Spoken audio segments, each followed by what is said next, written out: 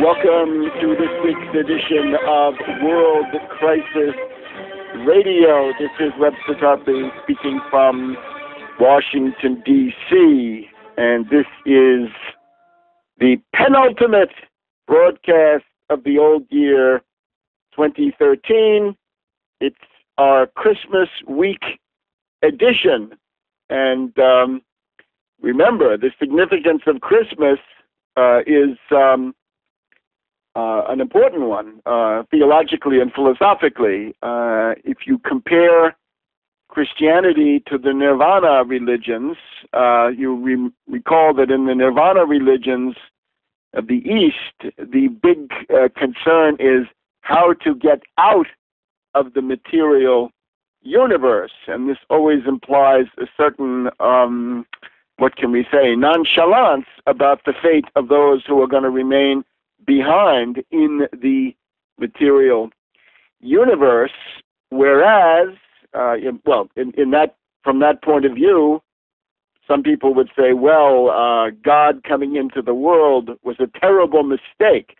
You might have seen on cable television a couple of years ago an attempt to rehabilitate Judas Iscariot precisely from this point of view, saying that Judas Iscariot was actually a benefactor because Christ had made this terrible mistake of coming into the world, and then Judas was the guy who helped him get out of the world and correct the mistake, although in the horrible way that was seen then on the hill of Calvary.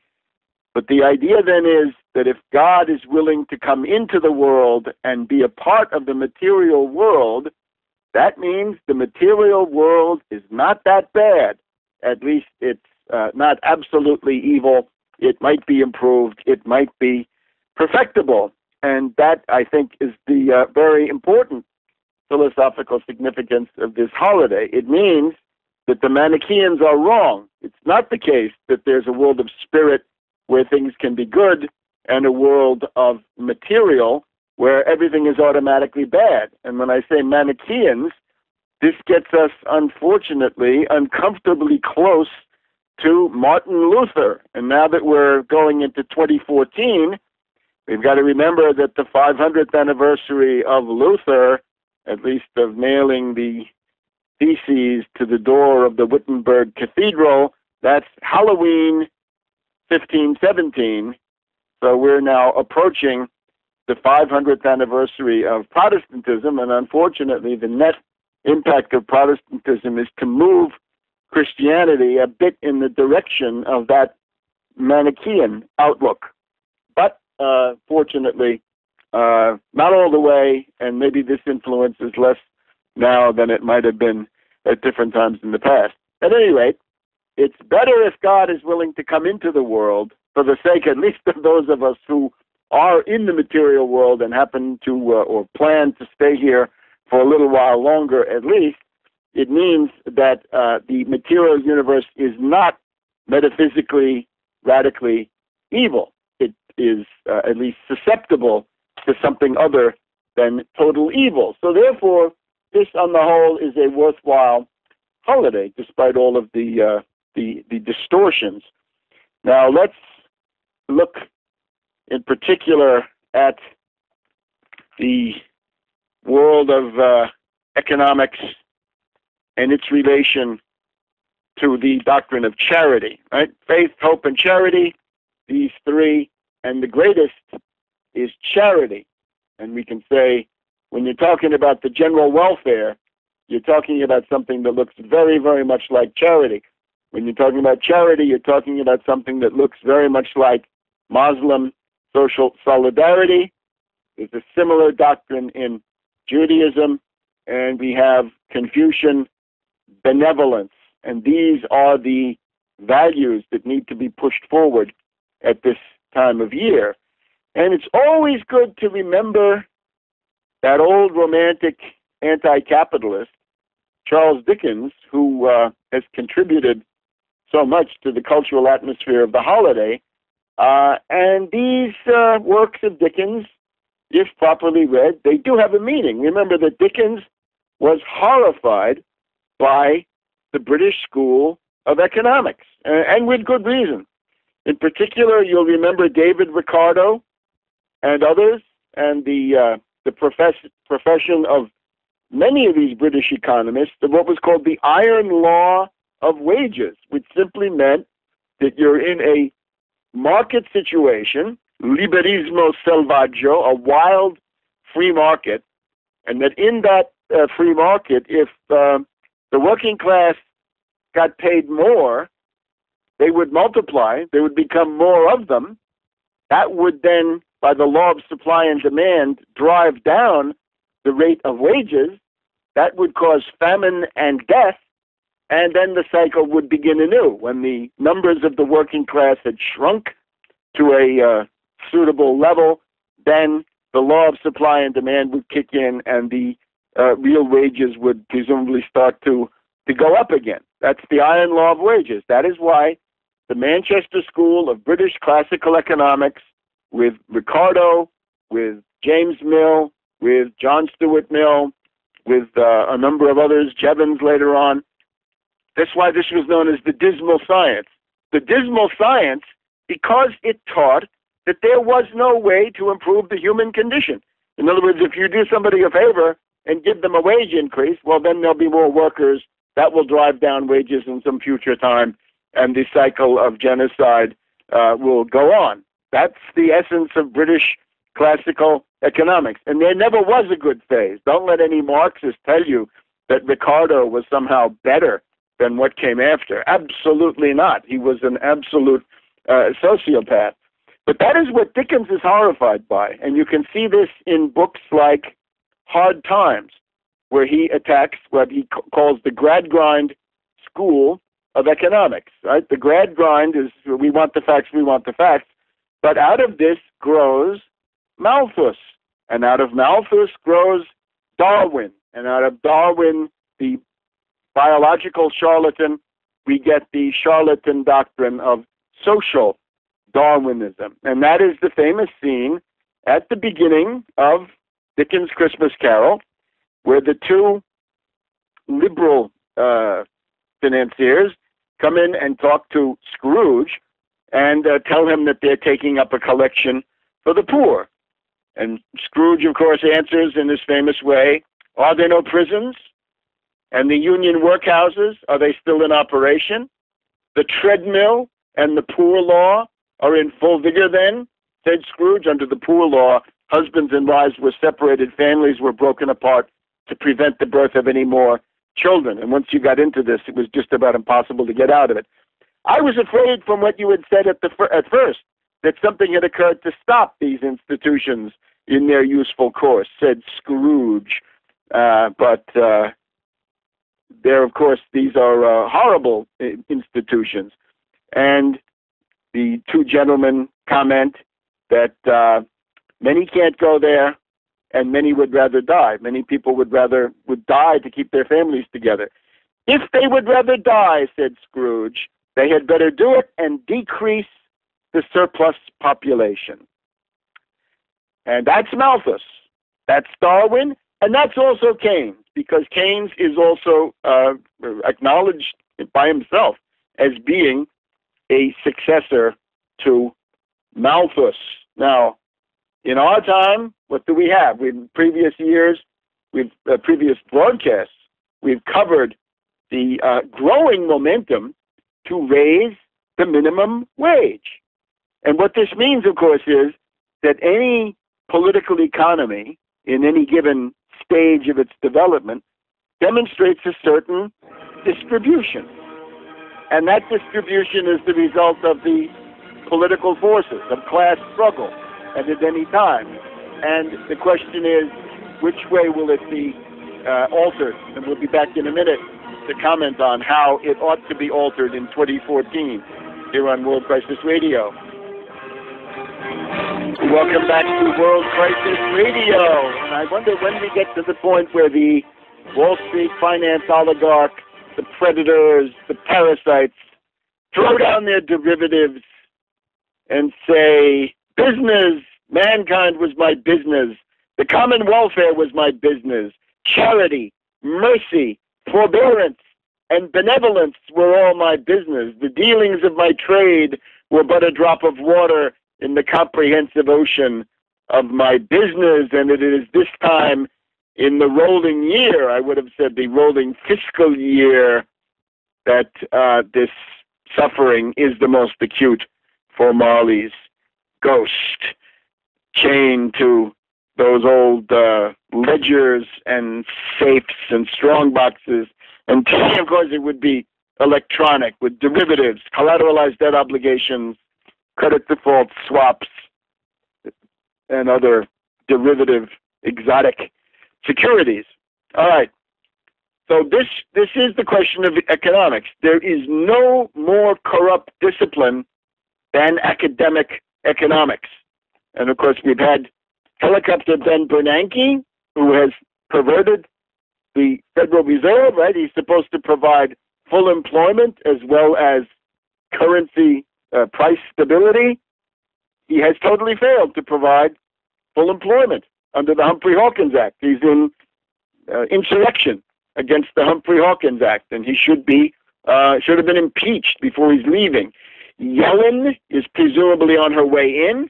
She seems to be a nonentity, a cipher. She took her policies from Helicopter Ben, and now it looks like she's going to take her policies from this character Stanley Fischer, who he's got a kind of a nightmare resume of every monstrous point in the world, be it Massachusetts Institute of Technology Economics Department, Oxford.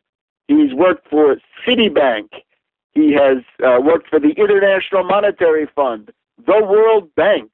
He's a member of the Bilderberg Group, and so forth. He has been the governor of the Bank of Israel. The Central Bank of Israel was his most recent job. And this person, born in Rhodesia under, I guess, racist conditions then, who knows how much he benefited from this, then goes on to have dual citizenship of the United States and Israel. This person in his career seems to personify cosmopolitan, international finance capital, globalized exploitation of this predatory banking universe. And it looks like Yellen, instead of taking her cue from Helicopter Ben, will take it now from Stanley Fischer. And of course, that's even worse. And everybody is now getting ready for the Deca taper, the tapering of the QE3 support operations. Remember, this was $85 billion minimum per month of rotten, bankrupt derivatives, of collateralized debt obligations, CDOs, CDO squares, super CDOs. That is now slowing, and that may mean big trouble for this asset bubble, which has emerged certainly in the stock market. Remember that the hot money recovery doesn't work. The Keynesian consumer-led recovery has some effect, but does not work. The deflationary method espoused by Ron Paul and Rand Paul and the other libertarians following von Hayek and von Mises of making the business cycle worse and driving it down to the very bottom. Let it burn out. The infamous liquidate stocks, liquidate bonds, liquidate real estate, liquidate the farmer from the fascist Andrew Mellon doesn't work either. Unfortunately, the hot money doesn't work. So what you're left with is my method, the method of the American system, which is force the central bank to open up a credit stimulus window at least. If you can't transform the whole thing, start by transforming a piece of it. $5 trillion, please. $1 trillion to lower the overall interest rate on student loans to zero, and $4 trillion for the beginnings of an infrastructure program which will eventually create 30 million new productive jobs at the most modern science and technology available at union wages. And anything less than that is a shock. Anything less than that is a sop. Now, that was Dickens and his indictment of the Manchester School, the Gradgrinds, Ricardo and company, and Malthus. All of this he understands perfectly. Of course, the problem with Dickens is, as a good romantic anti-capitalist, he can't see a way into the future. All he can see is back to the world of the Pickwick Papers, Merry England, and some idealized medieval utopia, which of course never existed on land or sea. But now, today, what do we have? The growing movement for a minimum wage increase. And who is here to deny it? Well, the economics profession, of course. And one of its interpreters, I guess, George F. Will. Remember him? Will the Shill? We've talked about him. He was part of the machine of British influence back in the 1990s that interfered in U.S. affairs so much, right? Part of the Conrad Black publishing empire for quite a while.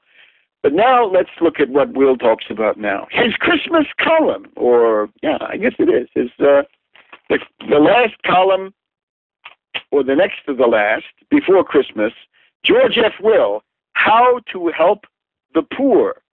And he doesn't want to raise the minimum wage. He mocks it. He says the minimum wage is supposed to be raised for the 23rd time since 1938, from today's $7.25 to $10.10.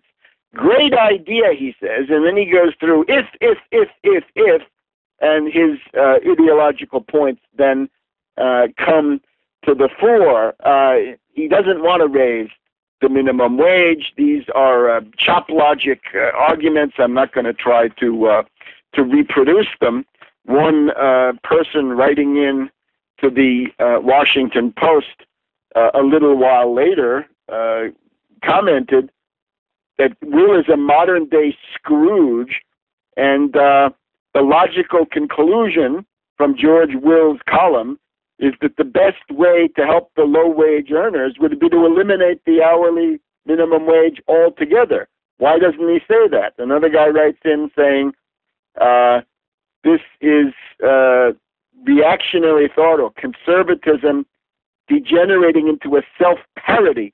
10 days before Christmas, Will tried to prove that higher wages cause poverty while lower wages bring prosperity. And once again, the distribution of the pie, there is no such thing as a metaphysically valid distribution of the pie. The distribution of the pie is whatever class struggle determines. And we're coming out of a 40-year period where the class struggle has been going the wrong way. Might it now start going the right way and alter the distribution?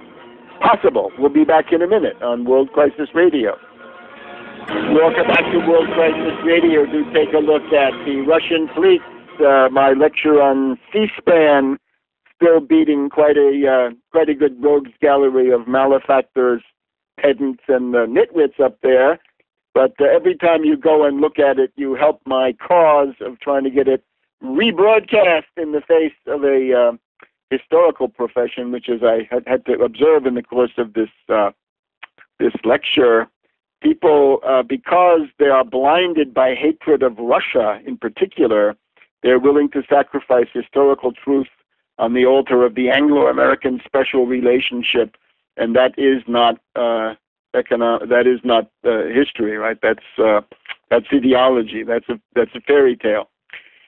It is required of every man that the spirit within him should walk abroad among his fellow men, fellow people, I would say, and travel far and wide.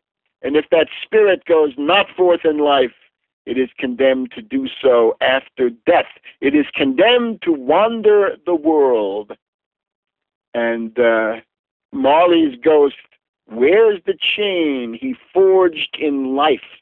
Imagine looking at Jamie Dimon or Blankfein or Larry Summers and look at the chain, Bob Rubin, the chain that they forged in life. Anyway, Will the Shill objects. He says, raising the minimum wage is a great idea if you think government should prevent two consenting parties, an employer and a worker, from agreeing to an hourly wage that government disapproves of. Yes, I object. The government must interfere in that. These are the arguments of Bentham.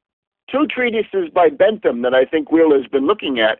One is called In Defense of Usury, which gives exactly this argument. And then there's, of course, In Defense of Pederasty. We won't go through that on our family program. And he's also worried that organized labor may find their hope realized, that raising the minimum wage will raise the general wage floor, thereby strengthening unions' negotiating positions. Exactly right. That's exactly what needs to happen. The pathetic weakness, the scandalous weakness of the unions needs to be remedied. Most of their abuses today grow out of their weakness, not out of their strength. And that's precisely the idea. So at any given moment, the distribution of the pie reflects the dynamics of the class struggle. People against finance oligarchs, middle class against finance oligarchs. But when you say middle class, you're talking about an entity that is capable of struggle, or at least we hope so. So the middle class against the financier class, that's the proposition. And remember, the middle class means the middle class and anybody who wants to join it, right? Anybody who wants to make common cause. The middle class and its allies. So that is the situation of the so-called economics profession here at this point in time. And in earlier editions, we have Robert J. Samuelson, another, in this case, a legacy, an oligarch, a nepotist. And you know that Robert J. Samuelson has been writing his drivel in his idiotic column for decades, primarily because his father, Paul Samuelson, taught at MIT and won the Nobel Prize for his now discredited treatise on economics, which was used as a classroom text so much in the 1960s and 70s, even though this book was better than a lot of the stuff that we have right now. And this gets us then to the Pope. The struggle between Limbaugh and the Pope has been going on this week. And by Limbaugh, of course, I mean not just Limbaugh, this individual with his Institute for Retarded Reactionary Ranting, but the larger Tea Party, that is to say, Sarah Palin and any number of others of these people. They're all apoplectic that the Pope is attacking supply side, monetarism, Thatcher, and Reagan. One symbol that occurred this past week, the Pope had his birthday. He invited in 4 homeless men from the area. It's called Borgo, the part of Rome that's right next to the walls, the Leonine walls of Vatican City. These are homeless people, clochards, who are out there trying to live rough in the cold winter. So he invited them in for breakfast on his birthday. Compare this to the monster, and I say monster, Ronald Reagan.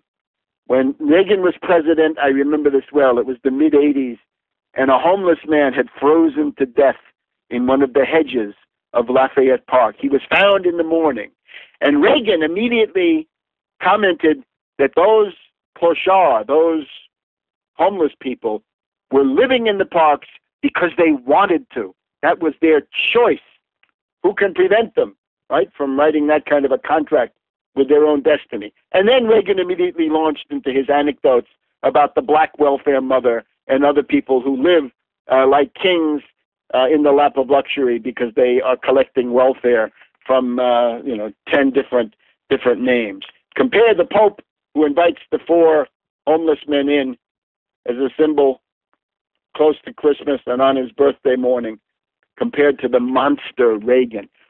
Now, the hysteria of Limbaugh indicates that these reactionary circles, right, these people, and of course with Limbaugh it goes back to Henry Kissinger, and it goes back to William F. Buckley, his patron, the guy who got him going, right? William F. Buckley realized that his own version of reactionary economics was not going to break through with the blue-collar set, but that in order to dupe them, there had to be dimensions of cultural populism, loaded on, right? Anti-elitism, anti-rich. Of course, William F. Buckley could hardly engage in that with any credibility, right? It sounds like he was a member of the British House of Lords, but Limbaugh was able to do it.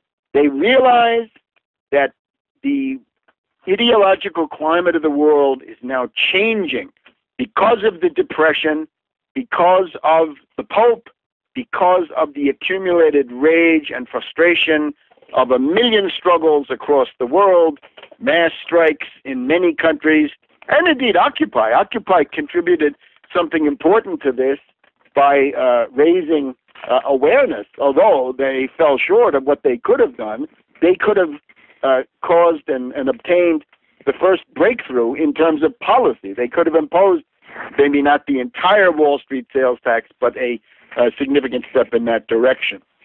I am thinking of Canossa. It's winter time. We have during the Middle Ages. This is January 1077. The Emperor Henry IV of the Roman Empire gets locked into a struggle with the Pope. Now, this is more than ideology, of course. This is appointments, right? This is the question of investiture. Who gets to name bishops? Who gets to install bishops? And, of course, the Holy Roman Emperor of Germany says, well, I do. I'm Henry IV, and I'm the Holy Roman Emperor, and I get to choose them. Whereas the Pope, in this case, Gregory VII, Hildebrand, one of the stronger popes of the late Middle Ages, and not necessarily a very great guy on a number of points, and at a certain point, this struggle goes on, and taking advantage of the fact that Hildebrand has excommunicated the emperor, the Holy Roman Emperor, a lot of vassals start rebelling, and at a certain point, Henry realizes that he has bit off more than he can chew. So he decides to make a pilgrimage of penitence to Canossa, which is the palace of the Pope in Emilia-Romagna. He wears a hair shirt. He waits all night, actually for 2 days, according to some accounts, in the snow in the courtyard before he's allowed to come in and confess his sins. It means when you tangle with the Pope on these questions of ideology, you're likely to end up kneeling in the snow at Canossa. I can see Limbaugh at Canossa right now. Back in a minute. Welcome back to World Crisis Radio. Now let's change gears for a minute. We've been talking about Scrooge economics and the Pope and the minimum wage and related issues. During the course of the last couple of weeks, I've come across a book, the title of which alone recommends it. This is called Presidential Puppetry. Presidential Puppetry by Andrew Craig. And it's a new book, and here's the importance of it from my point of view. The biggest fallacy, or one of the biggest and most stubborn fallacies in analyzing U.S. politics is this assumption that presidents automatically have power, and that if something happens, the president must have made it happen. People say, well, if the battleship Maine blew up in Havana Harbor, then that must have been designed by William McKinley. And if the Japanese attacked Pearl Harbor, that must have been designed by Franklin D. Roosevelt. Both of those are wrong, by the way. Neither one was designed by a U.S. president. And 9/11, people say, oh, well, Bush or maybe Cheney must have designed every detail of that and run every detail. No. The whole point is that the U.S. presidency is a puppet post unless you have a president who is willing to fight to make it something else. And Franklin D. Roosevelt is the leading example of recent years, and John F. Kennedy is also one. So here we have this very interesting book by Andrew Craig, which describes, and this is Craig, K-R-E-I-G, Presidential Puppetry, Obama, Romney, and Their Masters. It's available from, from Eagle View Books in Washington, D.C. Andrew, I'm going to ask you a couple of questions, but welcome. Why don't you come on? Are you there? Yes, I'm here, and delighted to... Hello? Hello? Can you... Andrew? Yes, can you hear... Hello? Yes, I can hear you. Maybe the control room can help me out here? Yes, can you hear me now? No? I'm sorry. Okay. Well, let me just, yeah, go ahead. And let me just describe what I found one of the more interesting samples of this stuff. Can you hear Obama and Romney and so forth, all right, fine. But here, let's look at the part about General David Petraeus, right, in whom we're always interested because he incarnates the tendencies towards dictatorship, coup d'etat in the present situation. And here's what we find, and this was something I thought was valuable. In the fall of 2009, New York Congressman Eric Massa was approached by 4 U.S.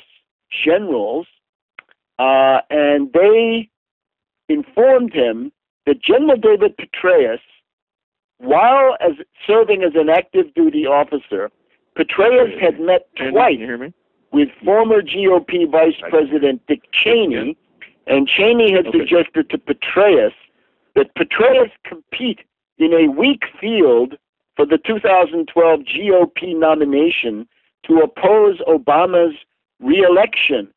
And this was considered illegal and quite possibly treasonous for a commander in wartime, because a battlefield commander has a sensitive role. And Massa had worked for Wesley Clark, and he claims that Wesley Clark never did any of this. And then we have Massa then taken down by scandals, Watergated out. And maybe, Andrew, if you're with us now? Yes, can you hear me? Hi there. Look, I'm just going through what I thought was one of the gems in your book, which is the description of how Eric Massa lost his seat in Congress practically because he went forward exposing General David Petraeus. So maybe you take it from there. Well, I will. It's kind of an amazing story because pretty much everybody in public life remembers Massa's takedown and vaguely thinks that there was some big scandal. But when you look at it, it really wasn't hardly anything in terms of scandal, and Massa disputes even what was there. And when one realizes with all of this surveillance, including over members of the Senate and Congress, and former NSA analyst Russell Tice has said that they even had surveillance on Obama when he was a senator, it shows not just surveillance, but reprisal and a level of control by not simply the intelligence services, but intelligence services that seem to be loyal to these elites, these outside of almost the scope of government. So I did hear your very kind introduction, Webster. Sorry, there was some glitch preventing me from talking, but I'll say that it's really terrific to be on the program because the book draws heavily from a number of your important works, and I'm glad you found something that was somewhat novel because, researchers, including myself, are deeply indebted to your cutting-edge research on a number of these topics. Okay, well, thank you very much. Now, let's dig a little bit deeper now. I found the Petraeus one extremely intriguing. Maybe we get you to give us maybe another specific case that you come up with, something really scandalous. And then let's go on then to your general findings about this question of puppetry, and above all, who the puppet masters actually are. Well, exactly. First of all, even though these are pretty current examples, including the one I'm just about to lay on you, it goes back 100 years to kind of set the stage with the Rhodes money, creating the Council on Foreign Relations and the Rhodes Scholarships and leading up to all of this, including secret societies. But just as a footnote on this Petraeus scandal, before I get to the next one, we have a very interesting situation where Petraeus, after being fired and disgraced, big sex scandal, he pops up at the Bilderberg Group meeting in June, and he's CEO of a hedge fund arranged by puppet masters from KKR. They've named him as one of their CEOs on Wall Street, so he gets to go to the Bilderberg meeting with David Rockefeller himself, who's still alive at age 98, and other people like Kissinger and Henry Kravitz, right? Henry Kravitz is now his money bags. Yes, exactly. And of course, Henry Kravitz's father helped create the oil depletion allowance. You know, he was a tax genius from Oklahoma. And Kravitz was, of course, a close friend of Prescott Bush and one of the sponsors of George Bush the Elder. Yes, they go all the way back. This is dynastic power. But you asked for a fresh scandal. Here's one you probably know, but very few other people know. There was a very interesting article in the Washington Post about a month ago, and it was only 2 inches long, but it had the interesting announcement that a little company called Amazon.com had won the contract to handle the next generation cloud computing for a federal agency that goes by the name CIA. And what this means is that yet another Bilderberg Group attendee, the new owner of the Washington Post, Jeffrey Bezos, his company... I think it's actually pronounced Bozos, as in Bozo. Okay. But the music is on top of us. We have one more segment of 10 minutes, and we'll be back in a minute on World Crisis Radio. Welcome back to World Crisis Radio. This is the second hour of our Christmas week broadcast, and I'm here from Washington, D.C. We're talking also in Washington, D.C., Andrew Craig, that's Kreig. The book is called Presidential Puppetry, Obama, Romney, and Their Masters. And Andrew was just telling us about Jeff Bezos and Amazon.com. Not content with taking over the Washington Post, they're also taking over cloud computing for the CIA. Yes, and they had a 2-inch story about it, exploring the ramifications, I'm sure. But it just covers their butt, so to speak. They can say, oh, we covered that. But think of the implications of a company that's got this vast consumer database of everything that we buy. It's a fine company. I mean, they do excellent consumer service and so forth. But think of what it means if they also control still the most influential news organization in Washington. And the CIA's, they're seeking CIA business and, in fact, have obtained it. And they would probably say, well, they're all in separate little categories and there's no problem for the public. I don't believe that there's no potential problem. And actual problems, I can easily visualize that. It's all fairly new, but that's the kind of thing that the book explores, and the public really needs to be concerned about. Here's another one, and I'll be very brief, but just to toss something else out.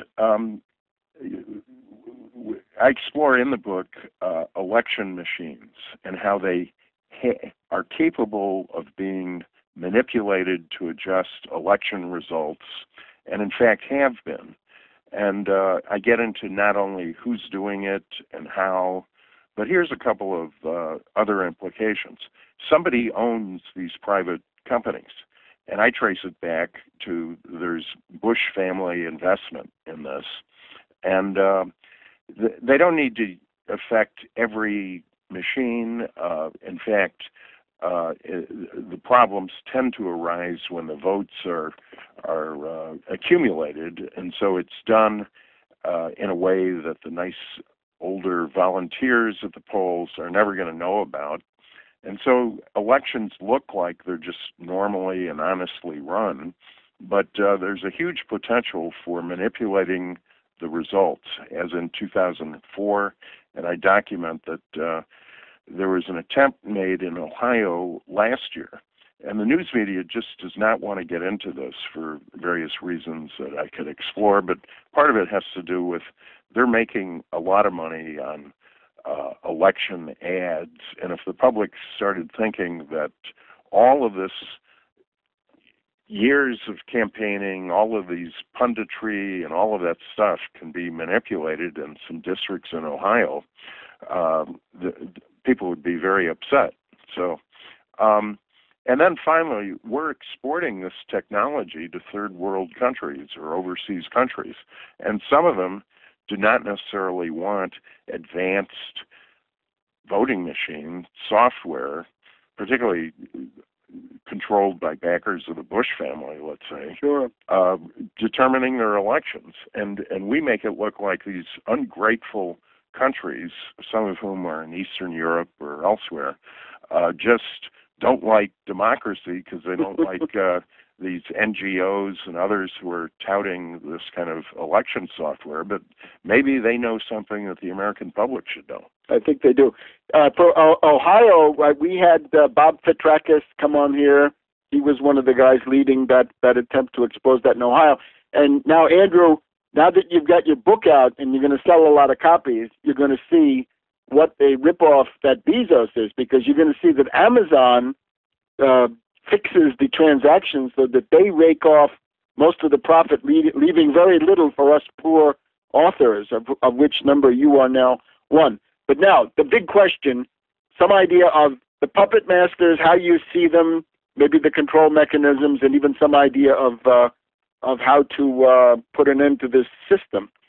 Well, that's a very important part, because first comes knowledge of what the ordinary person in this country and elsewhere is up against, and we can't just relax and leave things to government and think that a vote every 4 years is going to solve the problems, because all of these people are responsive to the puppet masters much more so than us.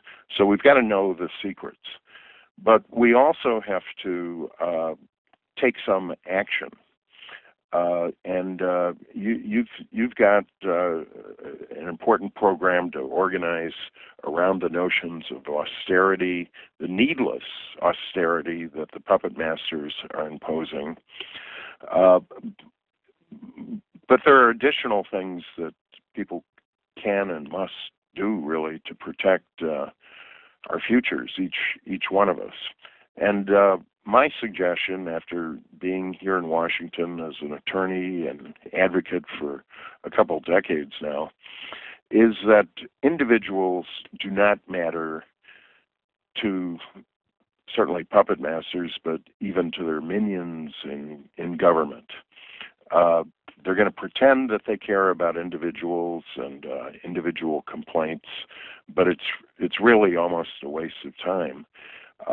The main solution I see is to pick organizations and leaders that you care about, get active in organizations, and adjust their agendas for these kind of reform topics.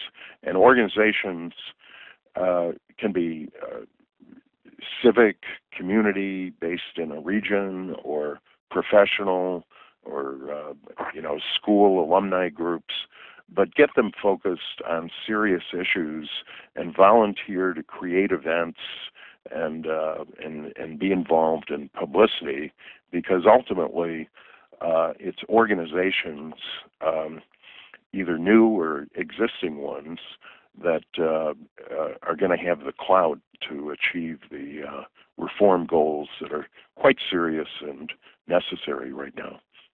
Okay, and you're actually doing some of these things. The Justice Integrity Project, which is online, Justice Integrity Project, and the McClendon Group, right? Which is a speakers society based at the National Press Club that brings in eminent alternative speakers, including yourself recently, but Ralph Nader, Helen Thomas, often people who, dare I say it, have fallen out of favor with the kind of corporate media and are basically the corporate media gets squeamish about inviting those truth tellers who might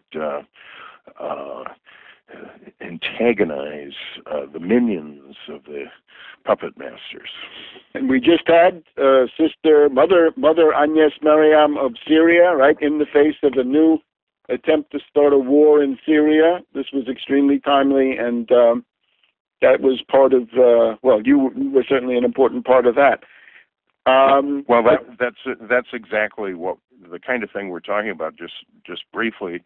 So someone invites Mother Agnes, she gives a talk, and then we're able to write about it and get this important alternative view out in a way that the corporate media, which is just banging the drum for more and more war and suffering over there, it makes it a little easier for them to cover it, although most of them still won't. Correct. So the book is Presidential Puppetry, Obama, Romney, and Their Masters, Andrew Craig, K-R-E-I-G. Andrew, do they have to go to Amazon, or can they get it direct from a publisher, and that way you get a better deal? They can go to the Presidential Puppetry site, but it's easier to go to Amazon or Barnes & Noble, or even ask a bookstore. A final thing, I'd love to give talks to any group of virtually any size, so I'd love to talk to a group. Okay, Webster Tarpley back again here on World Crisis Radio. So Presidential Puppetry by Andrew Krieg, K-R-E-I-G. If you're interested in having him give a talk, you can go to the Presidential Puppetry website, or alternatively send me an email and I can forward it to him. And of course, as far as that activism goes, we recommend also United Front Against Austerity and Tax Wall Street Party. We can be, I think, rather specific in the goals. All right, now we want to continue with something that we've already started. 2014, even more than 2013, we hope is going to be the year in which more voices and more choices emerge. That is to say, a greater variety in the political landscape or in the political palette. And that includes not just Republicans, Democrats, Tea Party, and a few others, but the Tax Wall Street Party. And once again, we're happy to have the world's leading expert in precisely this issue, and that is the former presidential candidate in 2012, Darcy Richardson. Are you with us, Darcy? Hi, Webster. How are you? And great. Greetings now to all of your listeners. We have 20 minutes, and why don't you take it any way you want? Linking back to what we discussed, about a month ago, but also looking forward now, so that we begin this thought process that eventually we hope will lead to many candidacies and indeed a new party in 2014. Right. In the last segment back in November, we were talking about the Populist Party, and which existed in the 1890s, which had a clear set of economic demands, and probably most closely resembles what the Tax Wall Street Party is trying to do. It was in fact anti-Wall Street and had a solid program of economic reforms. Those reforms initially came out of the Ocala demands, which were made by the National Farmers Alliance, and that was held here in Florida in 1890, and eventually written into the party's platform at the party's famous founding convention in Omaha. Right. A lot of the things the populists pushed for later sprouted during the New Deal. Exactly.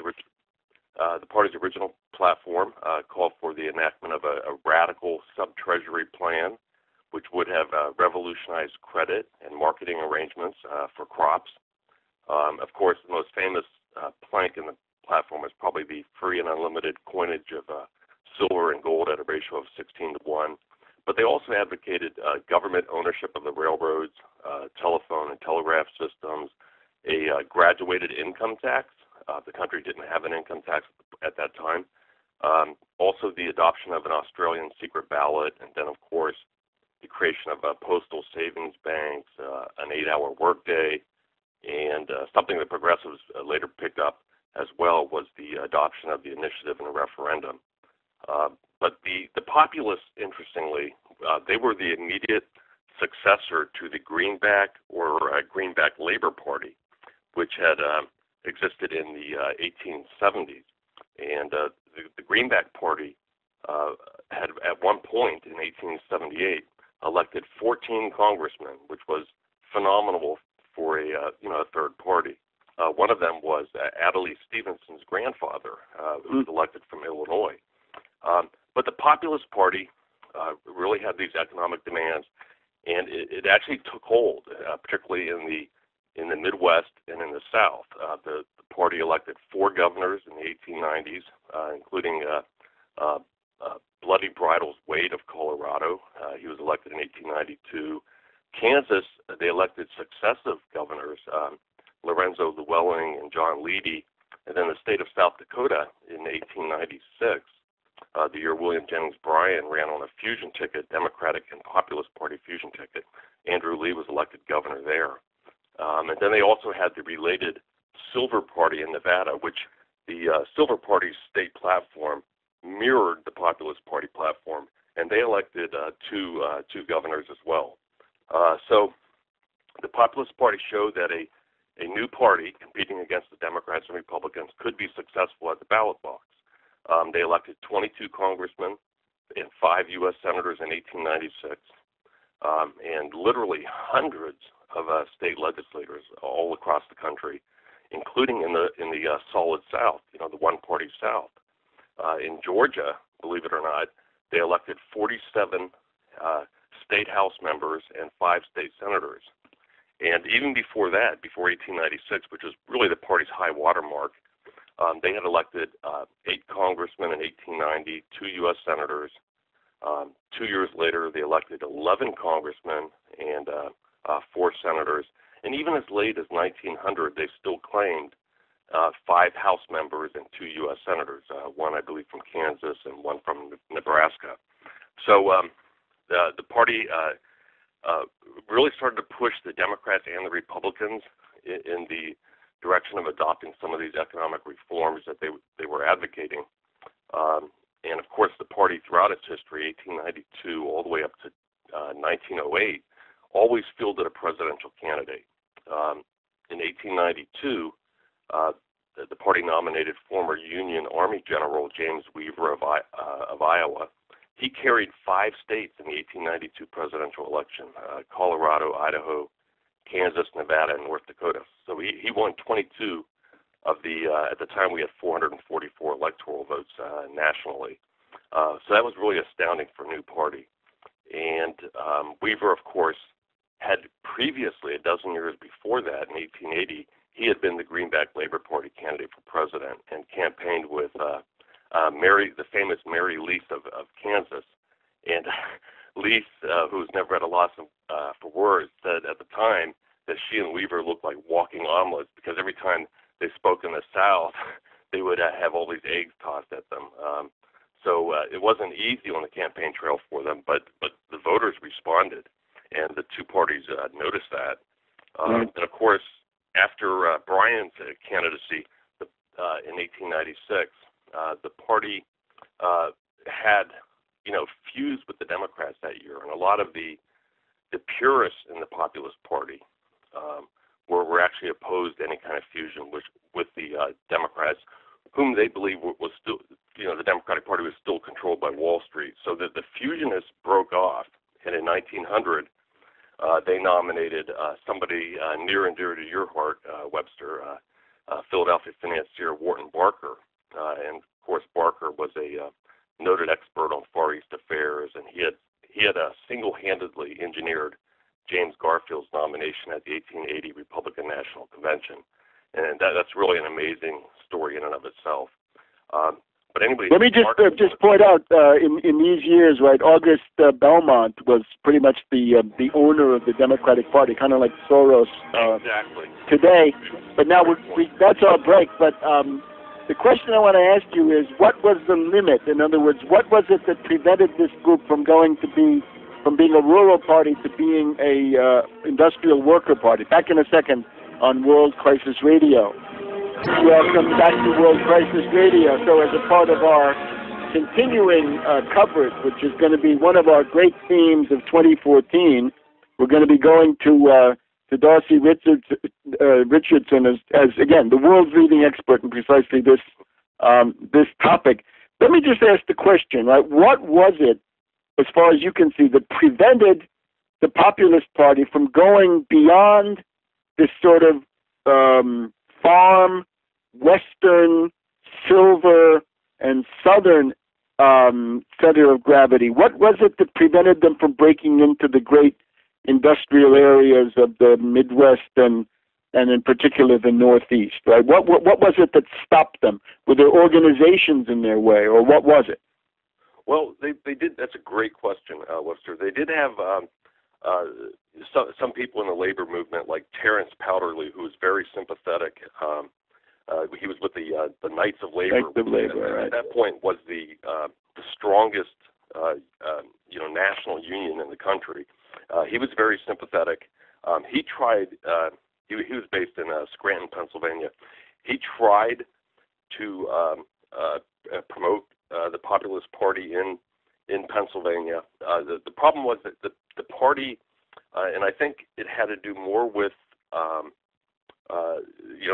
their stronghold was Nebraska, and plus they had Tom Watson in the Deep South in Georgia.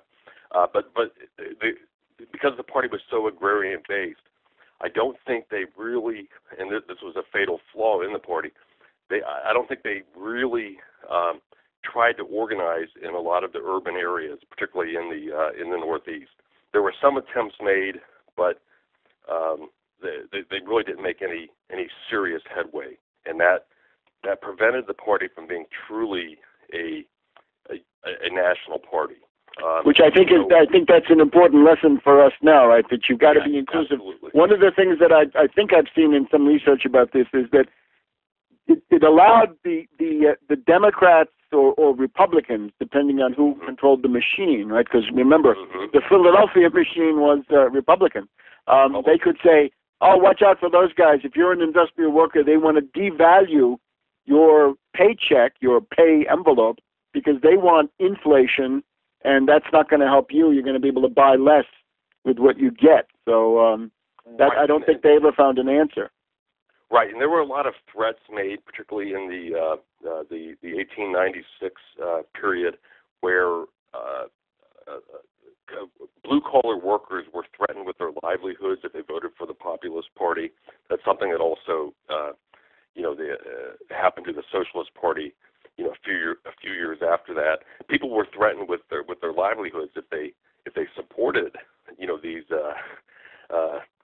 these folks out of what they would describe out of the twilight zone. These are radicals, and our business is going to downsize. We're going to go out of business if you support them. So there were all kinds of threats being made too by employers.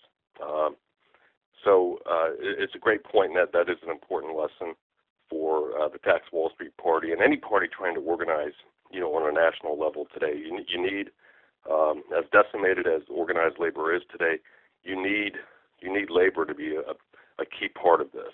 And indeed,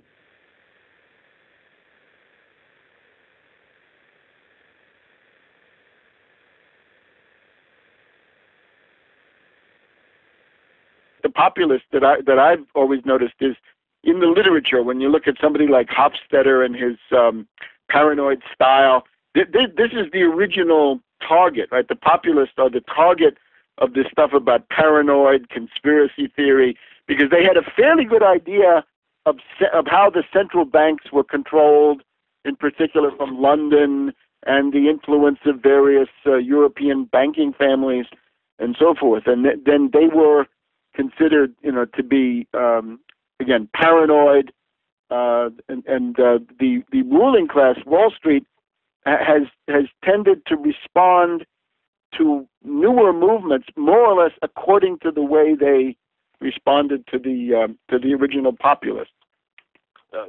Great point. And even in later years, when after the turn of the century, the party turned to former Congressman Tom Watson of Georgia and nominated him for president in 1904. Of course, Watson didn't have a lot of appeal in any of the urban areas in the country, particularly in New England and the Northeast.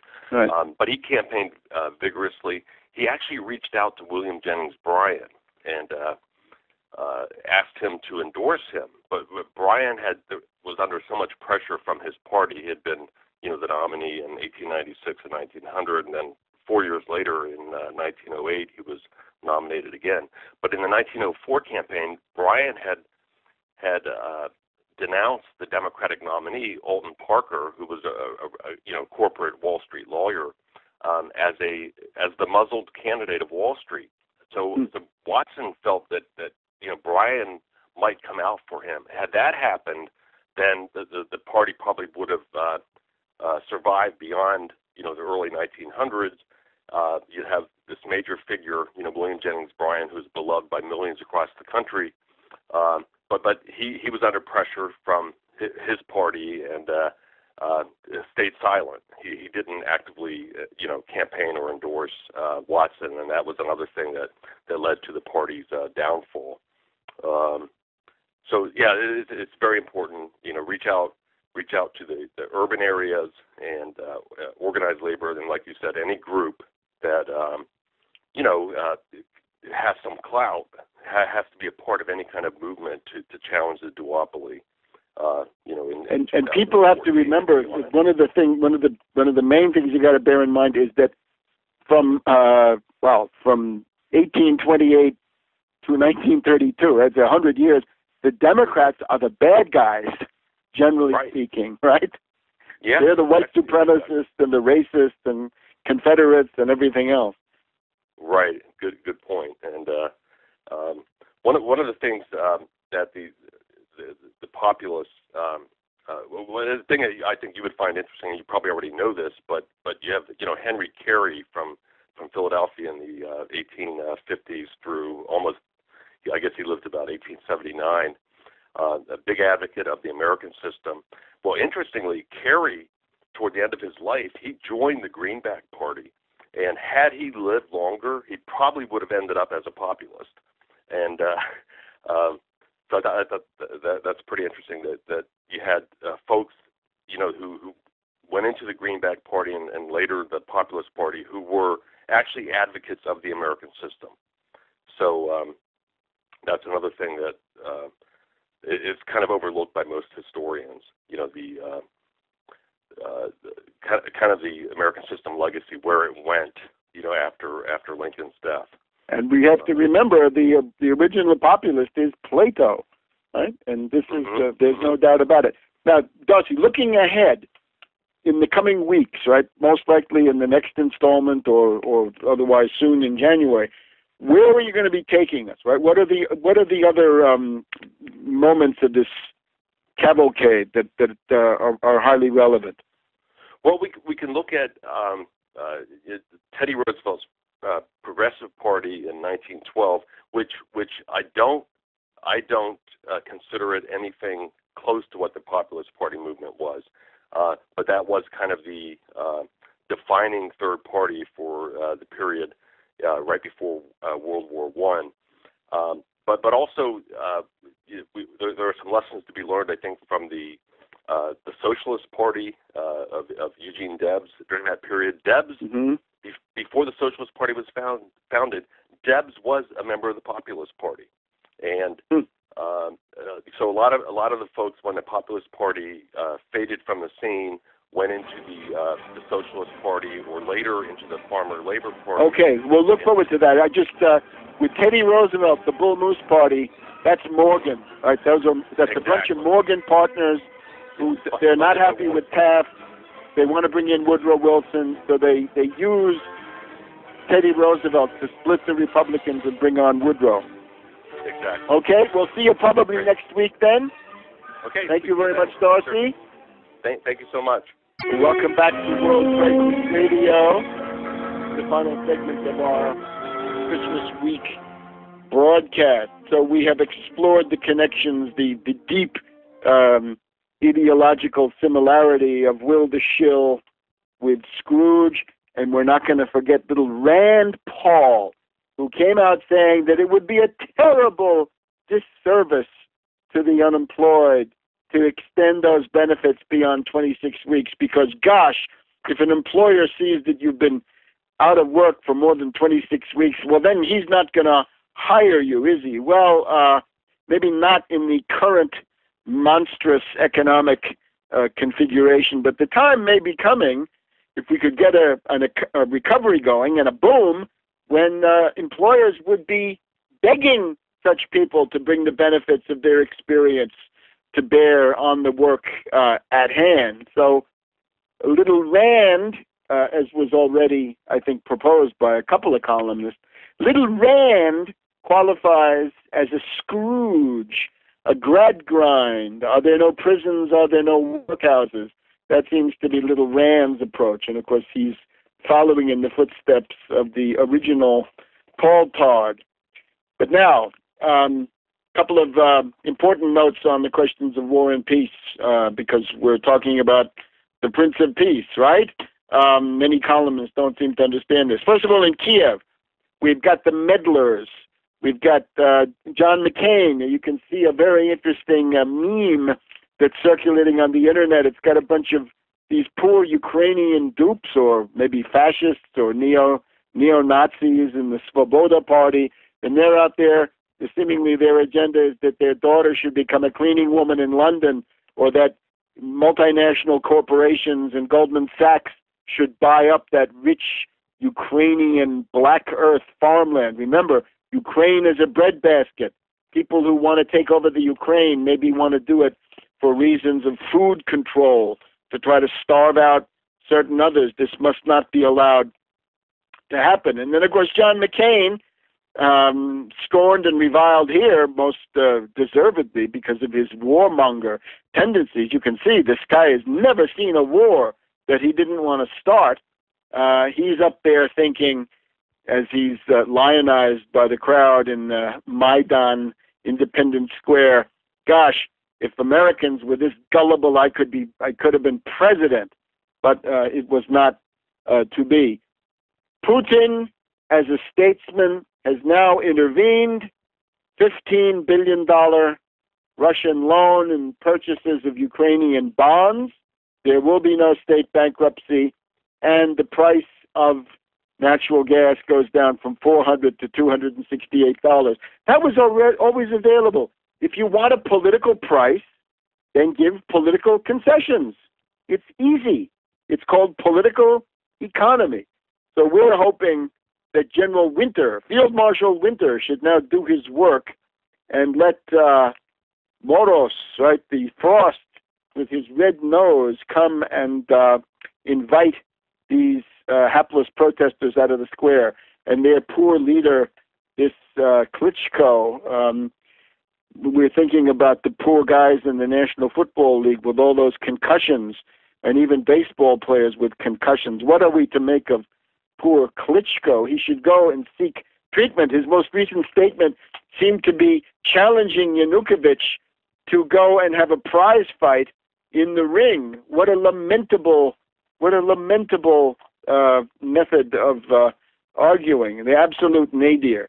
And now Syria, right? Last week, as we pointed out, and with help from many of our listeners and from Andrew Craig that you've just heard from at the McClendon Group, we had Mother Agnes Mariam at the National Press Club, at the State Department, in Congress, and elsewhere. And now we've got, somehow in concomitance with the Christmas holiday. We've got a new campaign, this time trying to start once again from the humanitarian emergency as winter now begins to come on with its full wrath.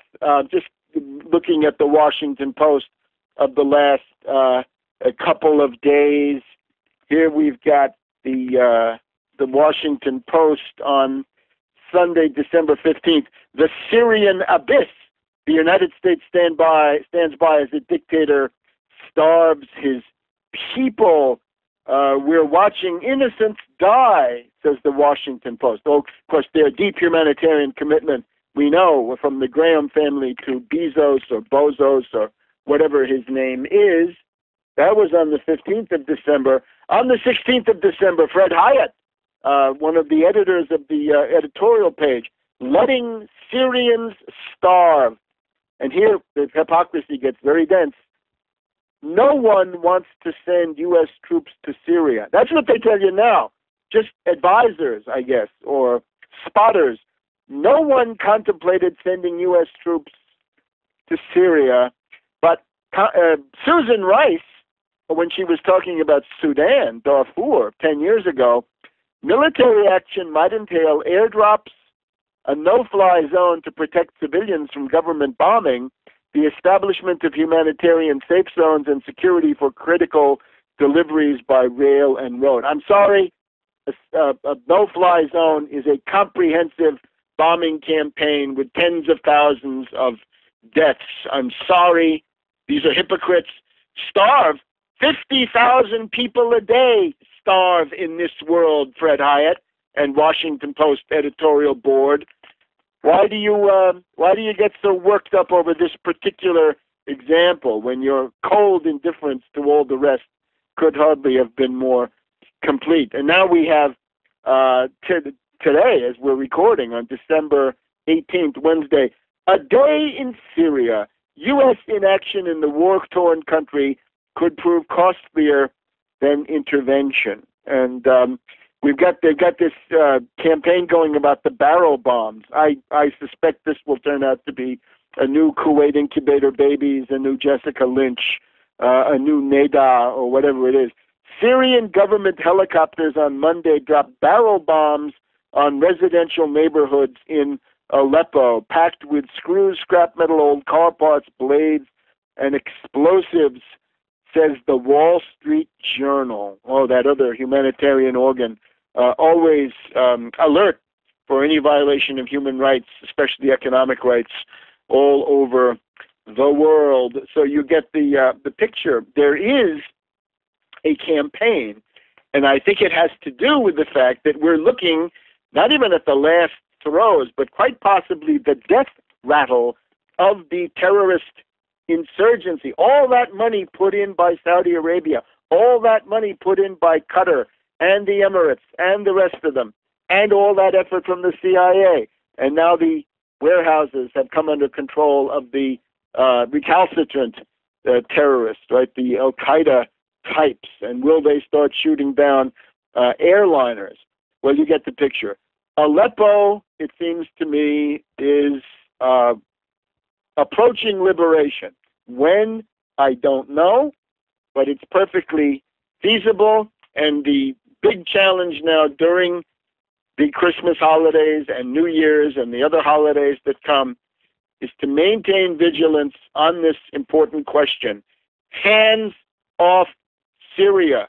Nobody but nobody in the U.S. regime or in the U.S. media has any humanitarian credibility on a place like Syria after they cheer-led the destruction of Libya as a functioning modern country. That is their goal for Syria. It is mass murder. Don't believe their stories. The State Department and the Washington Post are hardly concerned about starving children in refugee camps in Turkey or in Jordan. They're looking for excuses, pretexts to start a wider war, and it must not happen. And there's a soft line on this stuff. David Ignatius pioneers the soft line that he takes up Walter Russell Mead. The end of history ends, and all of the sophisticated people in the Middle East are horrified by, does the U.S. understand that its credibility has collapsed in this part of the world? There's a well-connected Arab who speaks with the region's leaders. Well, if you mean the militarized foreign policy, that had to end sooner or later, so it might as well end right now. And we're happy to be going into the Christmas holiday with no war in Syria, no war in Iran, and any politician or even media hack, press whore or hound, who tries to change that by introducing war will find themselves swept away in 2014